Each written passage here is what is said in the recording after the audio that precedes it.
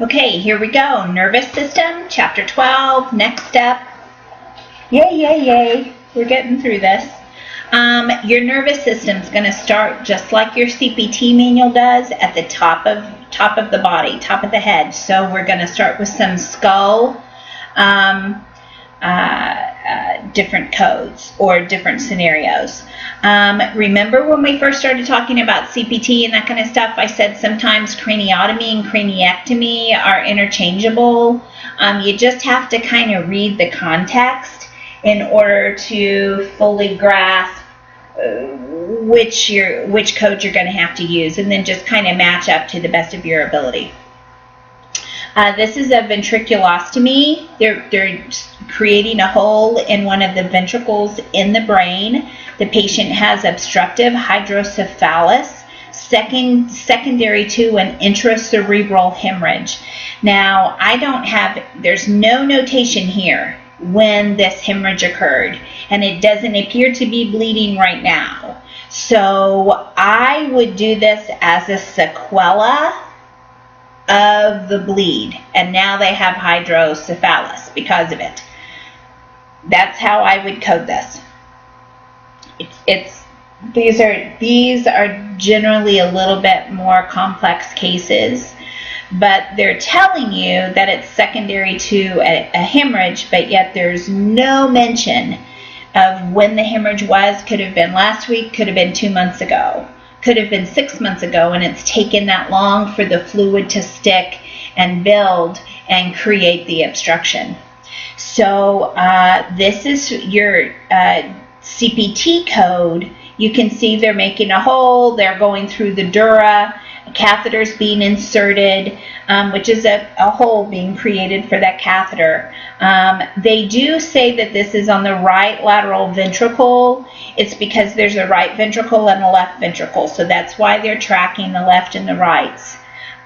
So from a diagnosis standpoint, I would go with sequela of a hemorrhagic intracerebral or a hemorrhage intracerebral, and this is a specific lead effect or a residual of that, and now they have the obstructive hydrocephalus. Okay, 12-2. Craniotomy. This patient has a subdural hematoma. They didn't tell us how this happened. I don't know if they fell. I don't know if it was spontaneous. I do not have any idea. So I would code it with an S code to an injury intracranial, specifically subdural hematoma. It's going to come out as an S code. And then you can see here where they're creating their burr holes, that kind of thing.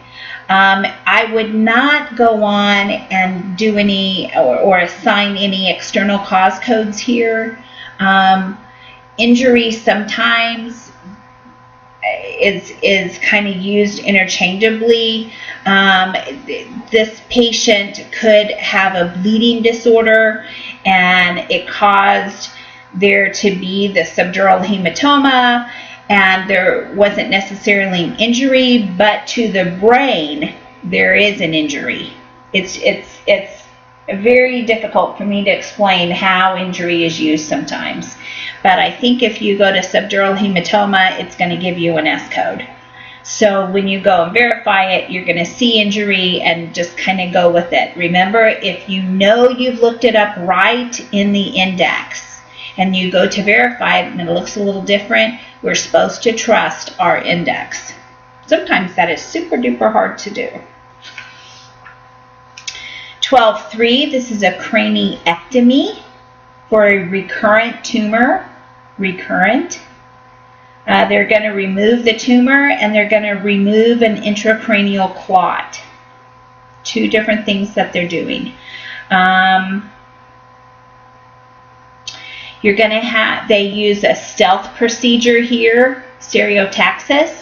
So from a CPT standpoint, you're going to need two codes, one for your craniectomy and one for your stereotaxis or your stealth procedure.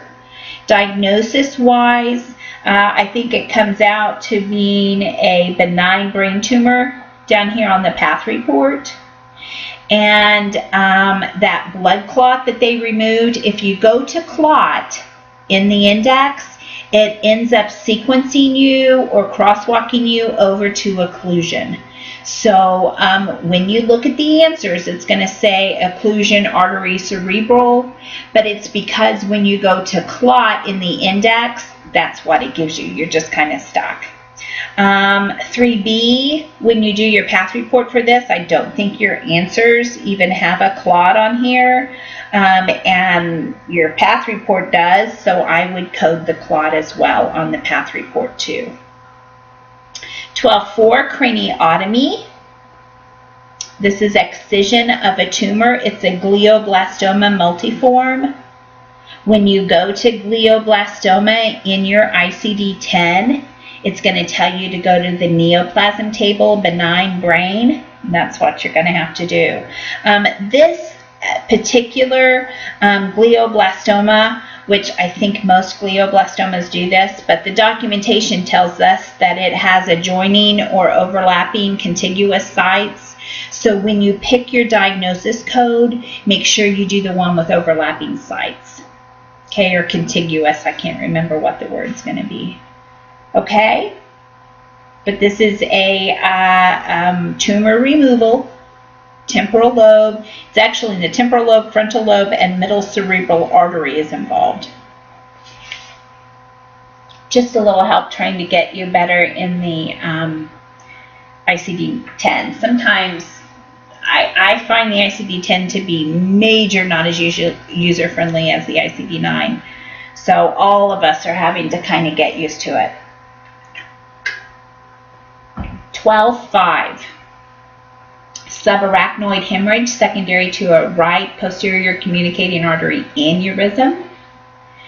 This one was a little tricky to me because I coded it and then I went and checked my answers, and I had not picked up the microsurgical clipping. And that microsurgical means they've used the operating microscope.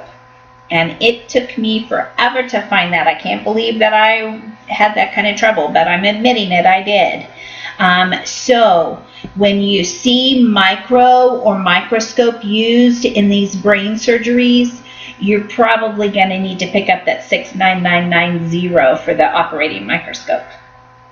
Code it extra.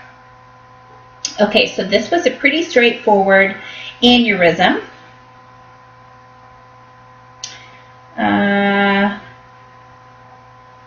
Hemorrhage from the aneurysm. You need to see the approach. So this indicates the intracranial approach. So they're going through the skull instead of through the neck. Okay? And so your diagnosis codes, you're going to have the aneurysm and then the subarachnoid. Make sure you put the subarachnoid intracranial because it's inside the skull. 12.6, craniectomy. This actually ended up being a tumor of the meninges. It's a craniectomy removal of a temporal lobe tumor is what they tell you here. But the path report comes back of a benign neoplasm of the meninges. So your diagnosis code is going to actually be a meningioma. Just to kind of help you out a little bit there. So it's a craniectomy on the meninges, and they use the stealth, the stereotactic protocol here for this as well. 12.7, this is a cranioplasty. Plasti meaning surgical repair. Patient had a cranial deformity. They'd had a cranial defect before and had had a bone removed. So now they're having it replaced. They're having it fixed. So you'll need a cranioplasty, and then your diagnosis code is that acquired skull deformity. This one wasn't too hard, believe it or not. Okay, now we're getting into shunts. This is a super duper good picture of a shunt. If either this looks like a child, but it could be an adult too. If a patient has trouble building cerebrospinal fluid in their brain, they get too much of it, and so their brain kind of swells. Water baby has the really huge brains or the really huge skulls from all of it. Nowadays they put the shunts in, so here's the shunt, and it goes down the spinal cord and ends up dumping in the abdomen, and then the abdomen just kind of metabolizes it out, and you pee and poop it out. Filters through, well, I guess you just pee it out. It filters through the kidneys, you metabolize it, and then you pee it out. So that's a good picture to kind of get in your mind the different components of a shunt. So sometimes they're putting the whole thing in. Sometimes there's a mechanical difficulty or a mechanical screw up somewhere along the line. So maybe they have to replace just the catheter. Maybe they have to replace just the reservoir. Who knows what it is? So you could have it inserted, you could have it replaced, you could have it fixed, you know, whichever way your documentation tells you, but that's usually what they're talking about. So here's a shunt repair, there's a shunt obstruction, and they tell you that it's a complication, so your diagnosis code is going to be a mechanical breakdown or complication, mechanical breakdown of a ventricular shunt. And it's because it's draining the cerebrospinal fluids from the ventricles in the brain. That's why they call it a ventricular shunt. Don't get these ventricles confused with the ventricles in your heart, because it can get really confusing really fast. So essentially, they had planned on maybe having to replace the whole shunt. Then they ended up not having to do that, and they just replaced or removed the ventricular end and then replaced it. So this is a replacement shunt. So that's your CPT. And then your T code will be your diagnosis code. This talks a little bit about your lumbar punctures. I hope you never have to get one. Lumbar puncture 9A, this patient's having vascular headache, so they do a lumbar puncture for the vascular headache. I'm sure they don't find anything, but the patient now is going to have a headache too. Pump implantation, this could be a pump for insulin, this could be a baclofen pump, this could be steroid pump. There's no telling what the pump could be used for. If they're programmable, they can be all kinds of things. Sometimes they're for pain control, sometimes they're for diabetes control, sometimes they're for infection control. There's no telling.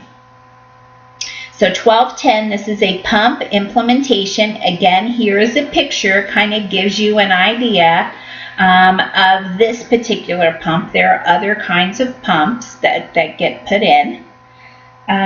This is for a spasticity because of multiple sclerosis. So they're going to implant a Medtronic baclofen pump. And they give you all that information.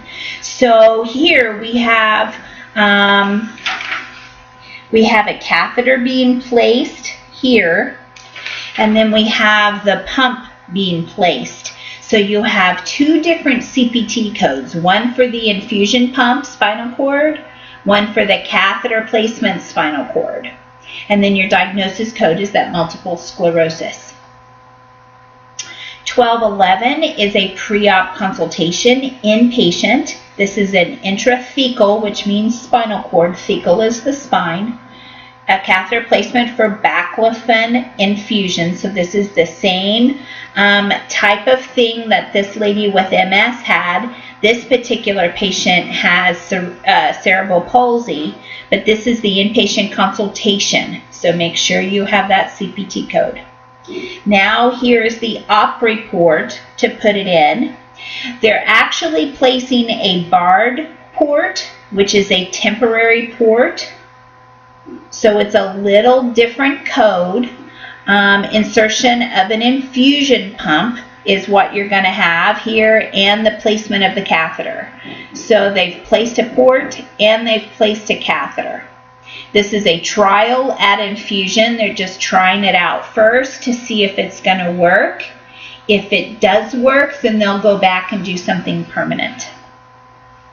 Remember, this patient has the dystonia, which is a terrible disease process to have if you have it, or if you know anyone that has it. And you get a lot of spastic, involuntary movement. Sometimes you can't even feed yourself. It's terrible. So these pumps that are being put in really go a long way in shutting some of that involuntary muscle movement down. Makes it a little bit easier for the patients to live a little higher quality life. 11C, this is removal of the barred port. I would put a 58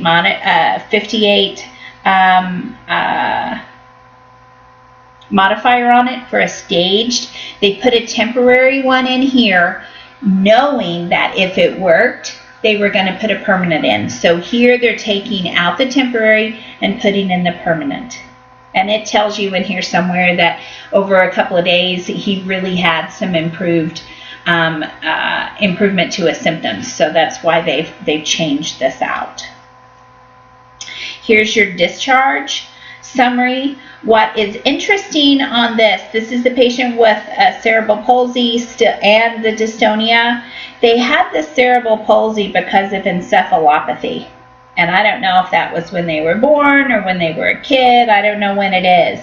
But the cerebral palsy really, it ended up being a sequela or late effect of this initial encephalopathy. And you just don't see this very much. But it does have bearing on your diagnosis codes, unfortunately. So you're going to have your cerebral palsy for a diagnosis code. You have your dystonia for a diagnosis code.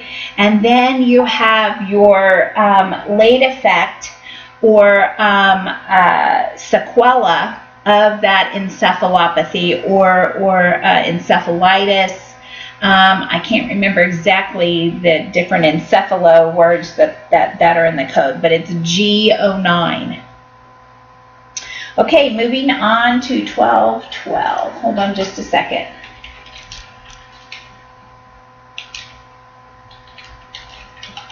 Okay, I had to send something.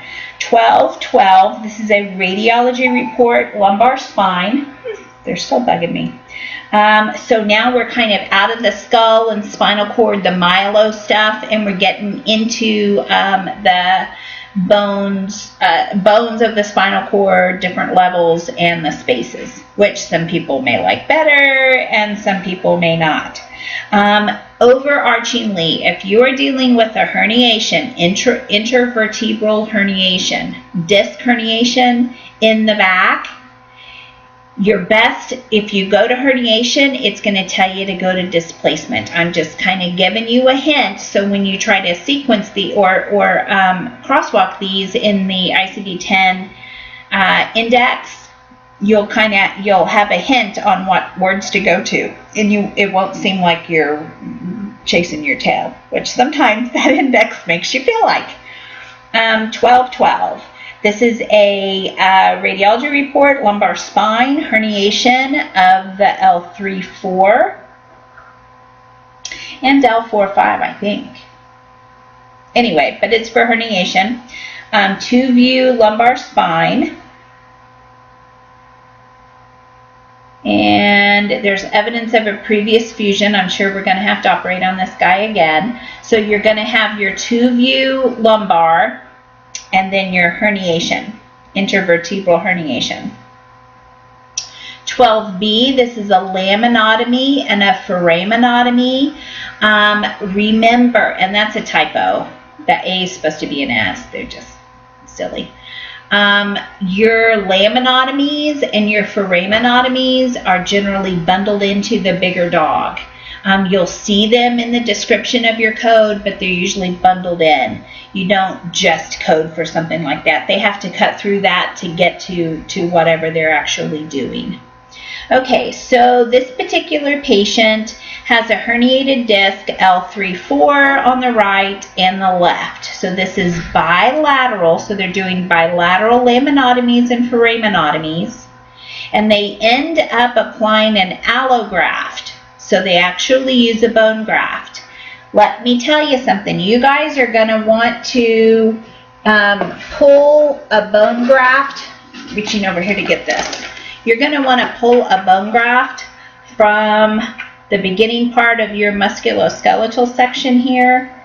But you can't because they're only for fusions. And I want to make sure you see this, because this is a mistake that you're going to make on the board, and you shouldn't. It's an easy mistake to make. Okay, so here's your grafts. Oh, maybe I should get this where you can see it. So on page 109 is where your grafts start. They move over here. And if you look down here at your allografts, they are for spine surgery. Although the discs are in the spine, they're not for disc surgery. They are for spine surgeries, okay? So you're not going to be able to use them. And you can read more. There's some parentheses in there and all that, and you can make your notes and all whatever. So this bilateral laminotomy and foraminotomy for the herniated discs, make sure you have a 50 modifier on it. Ouch. Oop, that prairie dog's out and it's biting my toes. And then your diagnosis code is for the herniation. Discharge summary. This is the same patient. No mention of time, so that's easy. And then you've got your herniated discs. Easy peasy. On some of these, once you get that first hard one, then you can just kind of reproduce and use your same diagnosis codes. Case 1213, this is a Hemi laminectomy and a foraminotomy. Left L4 and L5S1, L4-5 and 5S1. This is a redo. They have two levels, so let's think about this. If this is L4, L5, S1, there's our three levels. We're talking about the discs in between. So when you're talking about discs, if this is L4, L5, S1, then there's two discs in between. 3 bone levels, 2 discs. So when they're talking L4 to L5, that's 1. L5 to S1 is 2. Okay, so we have 2 levels here. So you're going to have to use an add-on code for the second level. This is on the left side, so make sure you have an LT. And then your diagnosis code, what is our diagnosis code? Oh, that radiculopathy, intractable sacral radiculopathy. Most of these codes are going to be in the M51 to 54 region, and they're kind of tough to figure out. So you might want to take some time just to read your M51 to 54 to see what all is actually there. 14A, this is a disc repair, radiology disc repair. So it's just an x-ray for a disc herniation, displacement of specifically lumbar. 14B, this is op report, a discectomy and a foraminotomy. Remember, your foraminotomies are always going to be bundled in. You'll see them written there with or without, but they're just kind of thrown in there. This is actually going to be 4 levels. And I went through and kind of numbered mine so I could kind of get it in my mind. But here's my L1 to 2. Here's my L2 to 3. And then they did it out of order. Here's my L4 to 5. And down here's my L3 to 4. It's kind of interesting. But those are my 4 levels. So make sure when you're finding your 60,000 code or 63,000 level code that you times your add-on code by the 3 extra levels. because you have to account for 4 levels here. And then you have displacement of the lumbosacral with the radiculitis, or radiculopathy is what you have as your diagnosis. Then a path report, kind of easy. The path reports here, because most of the time, the back surgeries, there's no kind of malignancy or anything. Most of the time there's not. So you just determine your level, and then this was a disc herniation. 14D, this is a lumbar spine MRI. They do note post-op changes and that kind of stuff, but they give it a herniated disc. Probably recurrent, I would imagine, but you can't account for that in the diagnosing. 14E, lumbar spine MRI. Again, they've had a recent surgery. They still have a herniated disc, or it's been I may just talked out of turn. As noted, it needs to be remembered that an appearance of a large disc might not change, okay, even though the disc had been removed. So I would still, the clinical symptoms were a herniated disc. And it appears that the MRI still thinks that there may be some herniated disc still there, but they're leaving it open that once the swelling or something post-surgical goes down, that it might be gone. Now we get into fusions. Remember our spinal fusions. This is where we have a list of all the different components to have to remember too. We don't have a whole lot of lists of stuff to remember, but your OB stuff, we just learned that, your pacemaker, heart stuff, your fusions, arthrodesis, those are just some that you have a list of stuff to remember. So this happens to be a cage fusion for severe degenerative disc disease. They end up doing a cage fusion and do evoked potentials. Now remember when we first started putting notes in our book, up at the top of your CPT on one page, you're going to have that evoked potentials. You'll have to use that code for here. So let's see what all they do. The first thing you have to determine about fusions, and if we were live, I would have you tell me, but it's the approach. Is it anterior or posterior? There's a side translateral approach, but most of the time it's anterior or posterior, so you have to look at how the patient's lying. Patients lying on their back, and they have anterior exposure, so it's an anterior fusion. They end up doing a cage, that tells you that. They use cancellous bone, and then they do the evoked potentials. So here in order is how you stack your CPT codes. First, you have to account for the fusion with the right approach. It's an anterior fusion. Then you account for the cage, which is spinal instrumentation, and your approach or your spinal instrumentation has to be anterior, just like your approach was. You can't do a posterior with an anterior. Then you need your cancellous or your morselized allograft. Then you need your evoked potentials. Okay? That's all right here. That's the order I would do it. Some of those are add-on codes anyway, so you can't sequence them first anyway. And then you have that degenerative disc disease of the lumbar spine.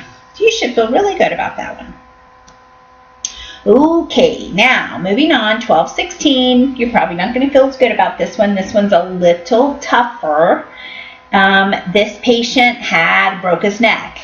He broke the C5 vertebrae. So they're having to do quite a bit extra with this guy. So all in all, they're going to apply a halo. They're going to do a posterior fixation, C4 to C6 with clamps. This is an open correction of a surgical fracture. Posterior fusion, remember your instrumentation and your approach are always the same, so both of these are posterior. They're going to take an autograft from the iliac crest. Oh, no, they're going to do a bone autograft and do a graft from the right iliac crest. They ended up doing two. And then evoked potentials, or at least I think this is the one that had two. Let's go through and see. Okay, so let's just read the points, and then we'll go through all the different codes we need. So here he's being placed in a halo vest, so that proves that happened. Iliac crest autograft is being harvested. Then they do a split thickness graft of cancellous bone was harvested, so that's two. Posterior cervical region, so we know so the patient's actually laying face down because they're working on the back of the patient, posterior side of their neck. Here's the levels, C4 through C6 that they're working on. The Halifax clamps is the fusion clamps that they're using. They did note that C5 had lots of fractures. They ended up using cancellous, which is morcellized, and cortical, which is structural bones, in order to complete this posterior fusion. And then they did evoked potentials. So, the reason this patient is in the operating room today is the fracture of his neck. Had he not fractured his neck, he wouldn't be here. So that has to be your first code. Fracture, open treatment. We know they've cut him open, so it's an open treatment. So then we get into all of our fusions. So we have a posterior fusion with an extra space, because remember it's C4 to C6, so C4 to C5, C5 to C6. So we have two levels, two spaces. Then we have our autographs or instrumentation. Let's do instrumentation next. We have our posterior instrumentation. We have two kinds of autographs. One is morcellized or cancellous. One is cortical or structural. So we have our open fracture, our posterior fusion, posterior instrumentation, two kinds of bone grafts. Now we're on the other hand. That's kind of a bummer, isn't it? Application of that halo, and then the evoked potential. So we have 7 CPT codes. Sounds like a lot, but they all kind of make sense to us when we talk them out. It makes sense.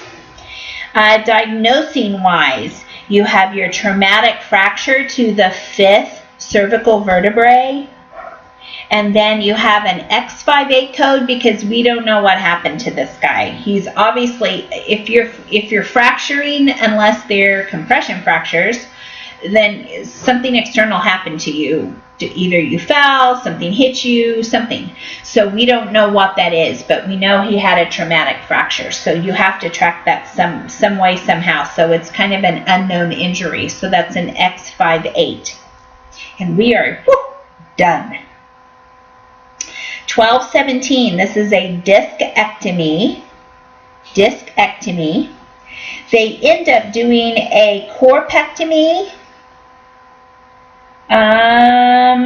They do an allograft, a structural allograft, and then they do a fusion with a second level. It's an interior fusion, and I'm going to let you kind of pick this one out since I walked through this one, but I'm just giving you, this is the order. The corpectomy, which is the removal of the body, of the disc body and some of the other components. So corpectomy, you have a interior fusion, you have structural allograft or a cortical allograft, you have an extra level, extra space to your fusion, you have anterior instrumentation, and you have your evoked potentials. Yay! So if you can get all those, you're doing good. Most of it's written here. If you can get this, you can get any back thing they give you on the board, I promise. Oh my gosh, was it focusing funny the whole time? Sorry about that. Diagnosis code, you're going to have your cervical stenosis and your cervical herniations. And that's what they give you here. Okay, 1218. This patient is having an electroencephalogram or EEG because of convulsions. Pretty straightforward. Remember your 26 modifier on the EEG because there's probably staff who is administering the test, so it's actually the professional component to get it interpreted and a report written. 19A, this is another encephalogram. This patient has convulsions and they're unresponsive right now in a coma, and they have an abnormal EEG. So they had severe head trauma 19 days ago, so this is not a current injury, but they have episodes of convulsions, and they are unresponsive right now, and that crosswalks to coma. And then it tells you that they have an abnormal EEG. So those are the 3 diagnosis codes that I would use. 1220, this is a EMG, or it's a nerve conduction study for left arm pain. Remember to track left or right, which arm is having the study done on it. And then the reason for the study, I don't think they come up with anything, so you kind of have to default back to the reason that they had the test at all, and that's your left arm pain. Okay, and I think that is it for nerves. Yay! Okay, we'll do eyes and ears next.